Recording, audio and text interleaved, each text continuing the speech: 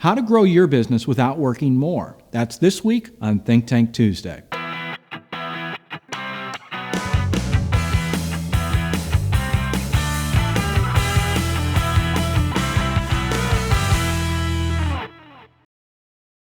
Hi, I'm Paul Potratz, and welcome to this week's Think Tank Tuesday.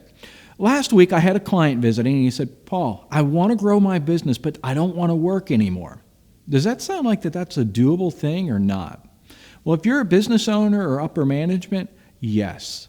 You want to grow your business, but you don't want to work more. But what's the problem? Where are you running into problems? Well, my client, what he said is, I just feel like that there's a rock in the road, and for some reason, we just can't seem to go around the rock. That we come to the rock and we stop. So if you want to grow your business, you've got to find the rocks in the road. What do I mean? What's causing you from not being able to move on? I'm going to give you some simple tips of things you can do in your own business so you can grow your business without working more. The first one, find the rock in the road. What is stopping you? Do you have salespeople? Do you have internet managers? Do you have managers? Do you have somebody at your dealership that is scared to change? If so, you've got to move that rock. And I'm not saying you fire them or anything like that. I'm saying you have a sit down with them and say, you're the rock in the road. These are the problems, and this is what you've got to change for us to be able to move forward. So get the rock out of the way. The next thing, you've got to focus on things you really don't want to focus on. In other words, you've got to make those phone calls that you don't want to make. You know what I'm talking about. We all get those phone calls that come in and we put them off because we're like, we'll get to it, but we never get to it.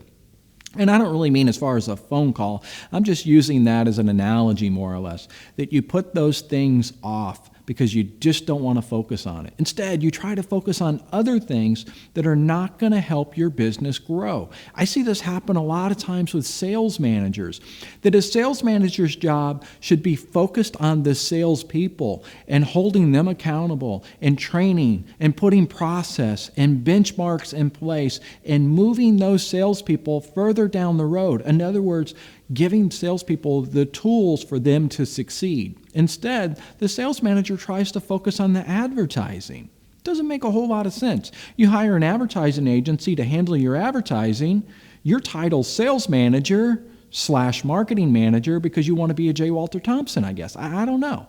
So as a sales manager, focus on the things that you're put there to focus on. And it's the same thing. If you're the business owner, you've got to focus on things that are important. In other words, pay plans, 401ks. You've got to focus on the things that nobody else can focus on.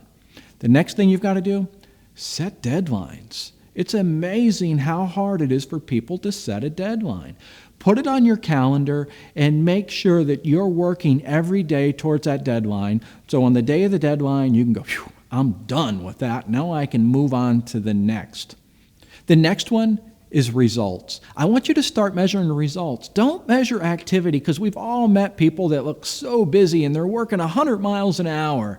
And you're saying, they're working hard. Or you've seen the people, I don't get it. They're leaving early. They're not doing this. They're not doing that. Stop it.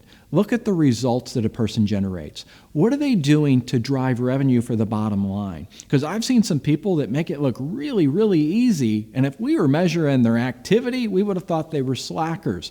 But they were some of the highest result-driven people I've ever seen. Again, results will affect the bottom line. Activity, that's just busy work. So results is the word I want you to use. The next one is excuses. I've heard it many a times that people have excuses of why they can't do something. So what you've got to do is you've got to decide that you're going to do whatever it takes to keep the ball moving forward, that you will move aside whatever gets in your way, kind of like that rock in the road. So again, no excuses allowed, only results, and making sure that you understand what success looks like.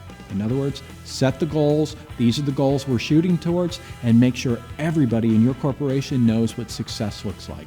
That's this week's tip, and I'll see you next week.